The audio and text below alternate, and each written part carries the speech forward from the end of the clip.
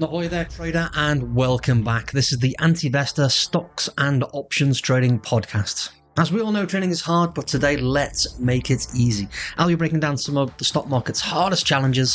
So today, let's talk about one of the things that makes it significantly easier is the power of journaling and reviewing your trades in, trading. So consistent journaling, or basically keeping a trading diary and reviewing fundamental practices, is essential for long-term success in trading.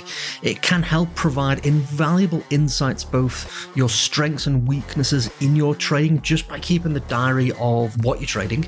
And as we'll learn later on, you can also learn about your bad habits. It allows traders to pinpoint and rectify rough patches and maybe understand why they're happening, as well as capitalizing on some of those golden nuggets in trading. So let's explore that today. So welcome to the Anti-Investor Stocks and Trading Podcast, where we talk about what really works and consistently wins at trading in the financial markets. My goal, as always, is to give you the right tools, the correct rules, the software to assist you, a community to support you, and if you will allow me, to be a mentor to show you the way so that you get real results in the fastest and smartest possible way. The importance of journaling, keeping a diary. A lot of people disregard this. It's not necessary, don't need to do it. But tracking your performance is an absolute bare minimum that you should be doing. It's essential that you track at least the theoretical benchmark of the strategy that you're following, so that you can compare yourself to the benchmark. Now, this is a little bit easier if you have a rule-based trading strategy. You can say without deviation, without hesitation, that this is clinically the setup. And that's what an algorithm is. It's a bunch of if this, then that rules that tell you to put the trade on. You've done all the hard work, you've done the research, you've got the strategy, it's proven. On that assumption, you want to benchmark yourself against it. So you need to track that. What's the theoretical setup in real time versus what you did? And if those two things are different, then there's a problem. Now, there's going to be some variance. For example, you're going to have a day off. If you're not physically at the desk to place a trade, you can't place the trade. So there's going to be justifiable reasons why it's not there. It may be that you had a technical issue. And one example yesterday was I had a quick punt trade.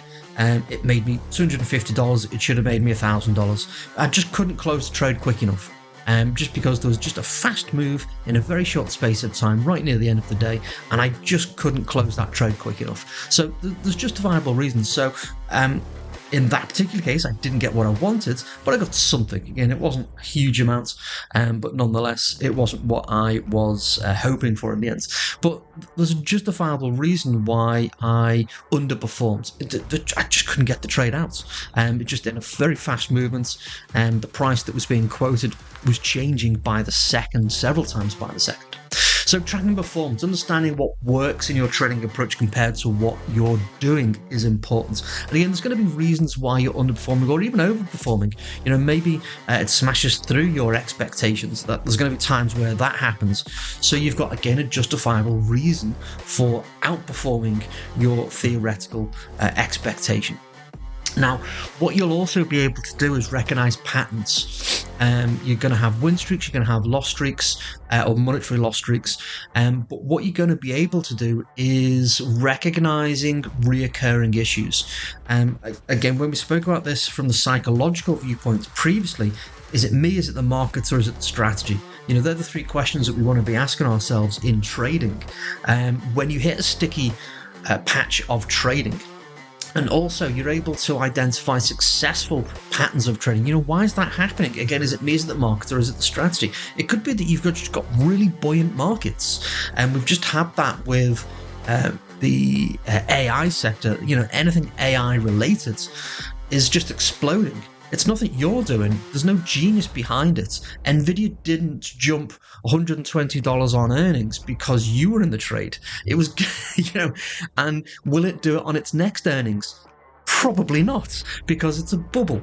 It's going to be a temporary explosive opportunity that we're seeing. And we see these things time and time again over the years. They just don't happen every day. So just be aware of these things, and keeping a journal of such things will help you identify these patterns, and maybe even to help refine technique because of those patterns, because actually this pattern is consistent. I've made this observation in your journal so that you can continuously improve and adapt the strategies that you're following. Now, something that is not commonly talked about, but I'm going to put this into the common category because I've commonly done it for years, is keep a track of your emotional state of mind. It sounds a little bit tree hugging, it sounds a little bit woo woo rah rah bead shaking, but bear with me. What you're gonna find is trading is an emotional roller coaster. We all know that. The usual trifecta is fear, hope, and greed. We're trying to combat and find a balance with those fear, hopes, and greed situation, and it's going to cause you to deviate from the strategy. So if you've got a systematic rule-based strategy, why don't you just follow it? Well, because maybe you're fearful because there's a loss streak, because there's a losing phase of the strategy. You might be on loss number 3, loss number 4, and you're fearful that number 5 is going to be the same. So you don't put number 5 on. Guess what? Number 5's the start of the win streak. You're going to, and inevitably, whenever you decide to deviate from the strategy, that's going to be the one that is the explosive one. That's going to be the 10-bagger. It's Sod's law, Murphy's law. Anything that can go will go wrong at the most inopportune moments. Murphy's law, or one of them. So we want to, so again, reduce your position size to help combat the fear of placing the next trade. You're going to have periods of time like this, so keep your position size sensible and small enough so that you can weather the storm, so that you can continually put the next trade on, regardless of what the outcome of the last 2 or 3 or 4 or 5. And similarly, you're going to have the same experience on a win streak. You're going to have a string of wins, 5, 6, 7, 8, 9, 10 wins, back to back to back. Everything you touch is gold, and you can't do anything wrong. It's the market conditions. Is it me? Is it the markets? It's the strategy. It's the markets. The market conditions are favourable. We've got very easy conditions. Everything's a winner, baby. So you get to win number 10, and now you're fearful. Is the next one going to be the loss? Because now you're worried about losing the money. So the same things can be on both sides of the win streak and the lose streak is all I'm trying to get to. So keep a track of your emotions. I've spoken about this several times. In my case, what happened was I was tracking my emotions before, during, and after trade. And just a one-word answer. And what you'll be able to do is go, okay, well, I was fearful, I was hopeful, I was anxious, I was nervous, I was excited, and what you're able to do is you'll pick 3 or 4 words that you use so you can kind of put it in a chart if you wanted to, and you're able to identify. And if you put these charts next to each other, the winning trades and your emotional state of mind, you'll notice actually, in my case, what happened was the winners weren't the ones I was excited about. The winners weren't the ones I was most confident in. The losses were the ones that I was seeing. I was seeing more commonly associated emotion with the losses. So I'm excited, I'm confident, I'm overconfident, if you like. And that group of trades was what was losing me money. So I was able to recognize that when I was having a positive emotional reaction, I'd missed something. I'd skipped a step. I was a little bit more discretionary trading back then, but I'd skipped something, I'd missed something. And I was able to just pull the reins and go, you know what, Phil, you've missed something. Is the trade really there, or do you want it to be there, is what I was starting to ask myself. And a lot of times I was just willing the trade to be there. Yeah, that's good enough. There was one element of the thing that I was looking for. Therefore, the trade went on.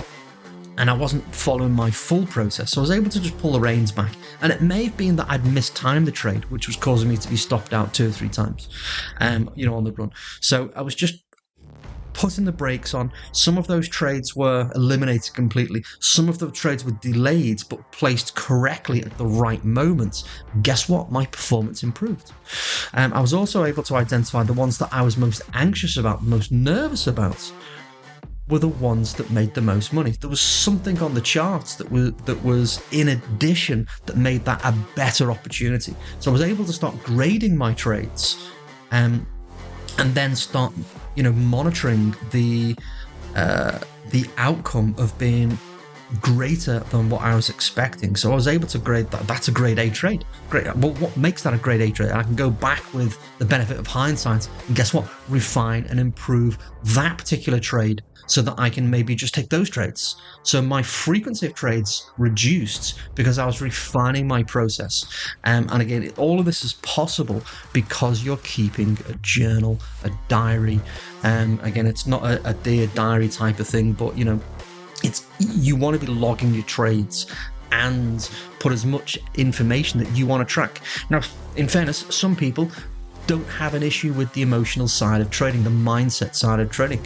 I knew that it was going to be a sticking point for me very, very early on. So I made a conscious effort to work on that. So that was my situation. And again, some people just don't have that. They've got a transferable skill that they can bring to the table in trading when it comes to the emotional resilience. And if you don't have it, monitor it. If you want to improve it, monitor it. Again, whatever the thing that you want to do and monitor and improve on, you need to track and monitor it.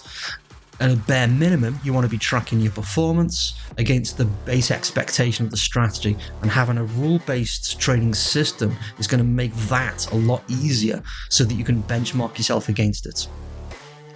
As we already probably danced around, uncovering the subtle aspects of trading are some of the benefits so that you can improve or replicate what you did. How do I do more of that? How do I do less of that? That was the kind of approach that I took in my own trading. I'd have a negative reaction. How can I do less of that? How can I do more of that when I had a positive outcome? It also provides a historical perspective for better decision making in the future. If you know you've got an average expectation that, hey, in the last 10 years, again, because I've got an algorithm, at the click of a button, I can put my strategy through 10 years of data on 30-minute charts, and I get thousands of iterations of the setup. And I can look back and say, okay, what's the expectation? What's the worst losing streak over the last 10 years on 30-minute data? It was 12 losing trades on the trot. Great. So if I can handle 12 losing trades on the trot, then I can work out what my position size is relative to my emotional reaction of not being able to place the 13th trade. Because historically, if that's the worst expectation, then if I can account for that, then I'll be able to follow the strategy and replicate the expectation that I'm looking for. But the point is, it gives you a historical perspective for better decision making. You can kind of like, what's the best case scenario? What's the worst case scenario? What's the benchmark? Am I better than the benchmark? Am I worse than the benchmark? You get this perspective that you don't have if you're not tracking and monitoring. And again, a rule-based trading system is going to help with this quite dramatically. Whether it's mine or someone else's, I don't mind. But you need a trading strategy. Everything. Whenever I'm talking, I'm on the assumption that you've got a strategy. If you need help with it, get in touch. And again, if what I do is not right for you, I'll always point you off in the right direction. So consider getting feedback. As I've just touched on, I don't mind whether you speak to me or someone else, but find the right person for you to help you along the way. Get feedback from mentors, from peers, go through review process, ask a trader who is the outside looking in. What do you think of this trade? If you've got similar trading styles or strategies, or you look at the same thing, or maybe you're in a group that all attempts to follow the same process.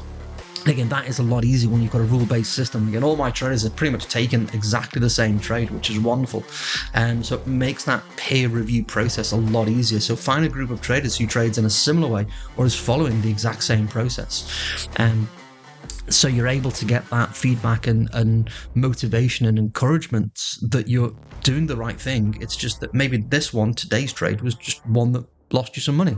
So it wasn't you, it wasn't the market, it was just part of the strategy because you've got this expectation. And if you have 2 or 3 of those because you're tracking and monitoring, you're able to go, you know what, well, it's not the end of the world. I'm expecting losses just like every other business in the world.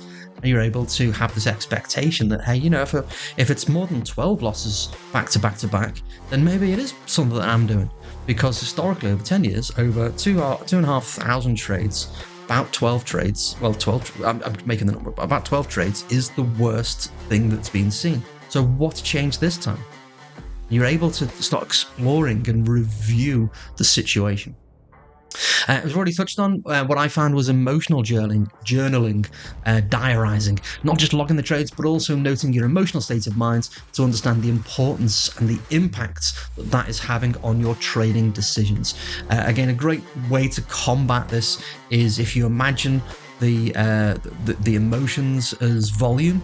The more intense the emotion, the higher the volume. It's probably because of your position size. Reduce your position size, and what you'll find is, and it happens every time my students do this, is that reaction, it doesn't go away. It'll never go away. But the reaction will the volume gets turned down on it. So if you've got that little voice in your head that goes, just put this trade on, just put it on, just see what happens, go on, do it, or just move your stop loss, you're nervous, you just put your stop loss to break even, you'll get stopped out at break even and you'll watch the trade go without you. So we've all been there, but that little voice in your head that tells you to do something, the fear, the hopes, the greed, the reasoning why, the emotional reactions, reduce your position size. And the volume of that goes down, which means that you're able to ignore it and you can follow the process that you want to follow in the first place. It allows you to weather that emotional roller coaster. So visualization techniques, I do visualization, you can do framing, you can do reframing. These are all NLP techniques, and a little bit beyond my skill set to explain those things. Go and ask Uncle Google and you'll be able to find something about it. Again, there's plenty of things out there. What I will suggest and recommend, which I've spoken about at length previously, is meditation. Meditate, you should practice some mindfulness. If you need help with that, go to a company called centerpoint.com. They're one of the few things that I do recommend, which is binaural beats. I find it very, very helpful, not just for trading, but for life as well. And again, go and involve yourself in peer review sessions. Go and engage in a community, whether it's a paid community, private community, or even on public forums. There's plenty out there. But if you find one that's toxic, leave it. Again, Facebook, for example, is full of toxic groups. Go to a dedicated trader forum or a dedicated private group, but just make sure that you've got a group of equals, or create one yourself.